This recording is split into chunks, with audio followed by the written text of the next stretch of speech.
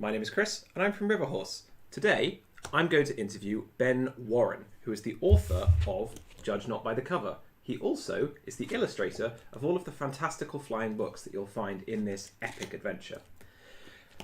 We did have some technical issues whilst filming this interview, so please forgive us some of the shakier parts. Thank you very much. Interview time. So I've got about 10 questions here. I'm just going to sort of rattle down through them.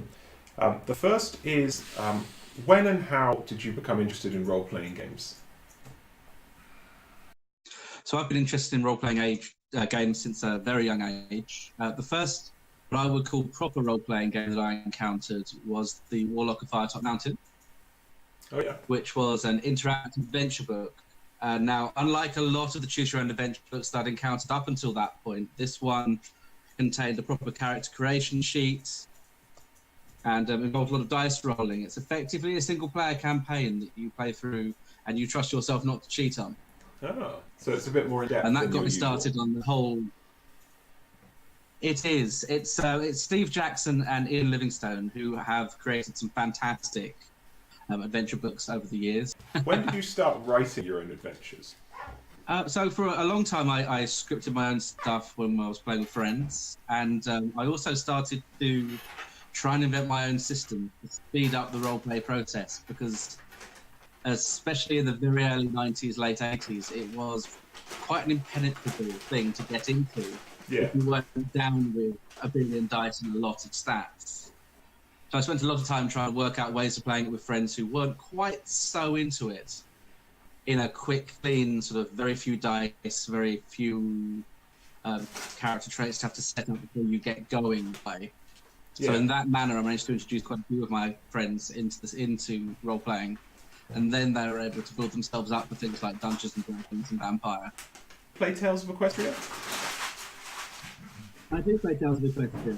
I've not had the pleasure of being a player for Tails of Equestria yet, because I tend to end up in the storyteller capacity. Yeah. So I tend to run a lot of sessions for friends, but I don't get the opportunity to play, which for me is a big shame, because I love being a player in a role-playing game. And I've got these ideas of where I'd pitch characters if I was going to do it, but I haven't had the opportunity to do that yet. Okay.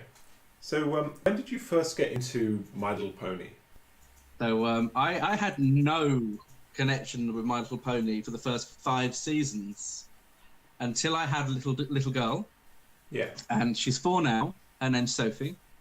And she got heavily into My Little Pony very, very quickly at about the age of 1, and just drank it all in, and then repeated everything that was available and drank it all in again on a loop until it got to the point where I went from, oh my God, they're telling me friendship is magic, to I recognise every single character on the screen.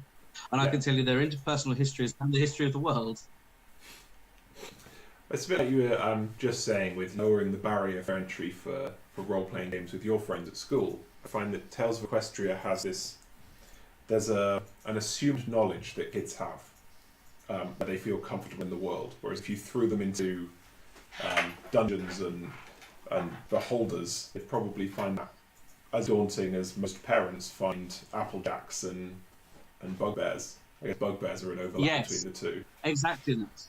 And it speaks to the way that children think as well, because rather than going through a complicated leveling process, it's very, very, very good to have a system that's basically, if you're better at something, you get a bigger dice.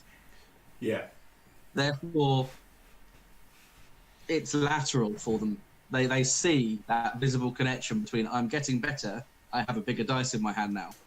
Also, it goes a long way towards familiarising them with the poly set, which is a skill that everybody needs. So my next question is about the writing process itself. I want to ask all of our writers how they get into the headspace. Where's your zone? So I like to sit and stew on things a little bit, and what I tend to do is I'll sit with a sketch pad and start just doodling and writing out things as they come into my head that I think could be cool. Yeah. I tend to have a start point and an end point, and then try and work out the middle between them and make that as exciting and up and down adventure as possible. But I've always felt that good stories follow that beginning, middle, end structure. So if you've got I want to start them here, because here is fun. Yeah. And in the case of Judged Not by the Cover, that's the Crystal Empire. I want to end them here because I feel like that's going to be a big emotional climax with a really good message. Then I can do some serious playtime in the middle, getting from A to B. So tons of doodles, lots of basic concepts that I can then flesh out really, really quickly. I came up with the idea of a library, and then from there it was like, okay, so the library is the dungeon, because I've not seen a dungeon crawl done with the My Little Pony setting yet. Yeah. So I went in for that, thinking, right, let's have a traditional dungeon crawl and show people that My Little Pony can do that in a big way. And then from the setting, started to spew the monsters, and the monsters and the characters drew more of the drama, and I was able to then structure it around that. It's a great adventure, and it works either as a one-shot or it works as part of a much longer campaign. I think it makes a really good springboard to, if it's your first adventure and then you get to the end of it, it's got a good, I don't want to give too much away, but a good kind of launching platform for your future adventures. Without giving too much away, tell us about it. So Judged Not by the Cover is basically, at its core, wish fulfillment for the character of Shining Armour. The pitch, as I would always present it, is that Shining Armour was an adventurous, heroic, go out there and do it kind of pony, who was the head of the Royal Guard at Canterlot, and now he's married. He's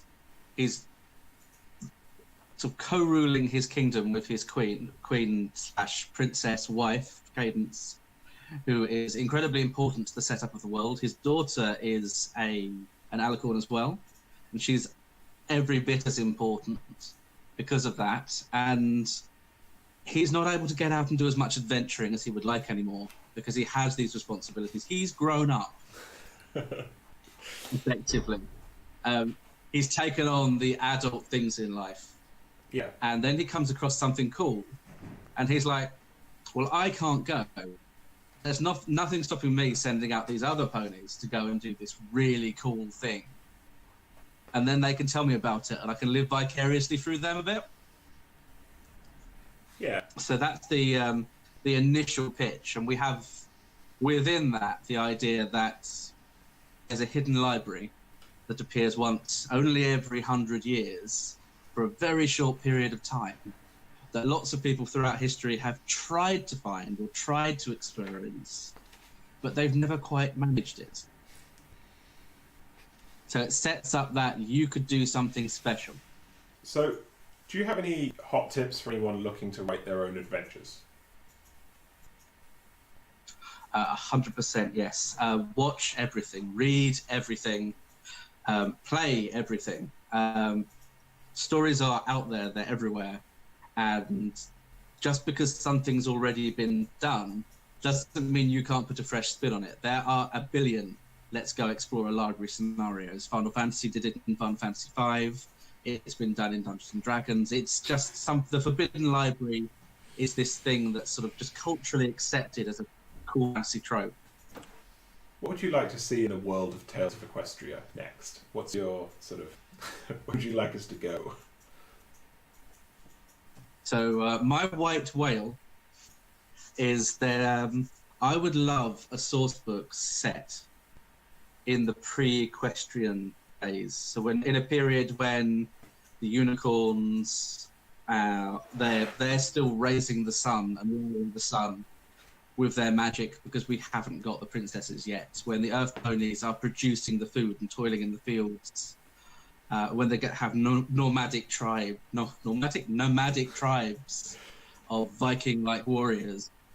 When the Pegasi are sort of Greek and Trojan aerial warrior caste, and they're at war with dragons. Yeah. that whole kind of bubbling pot of Equestria is coming, but it's not here now.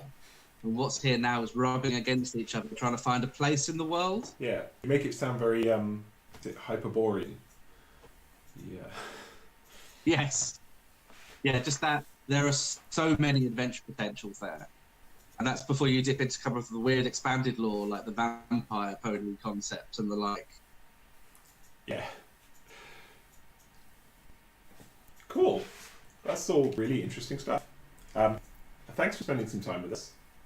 And I hope editing this video goes much better than the previous one. Thanks for watching our video. If you'd like to learn more, you can find us on Twitter, Instagram and Facebook. You can also like and subscribe to be told when we've released new videos.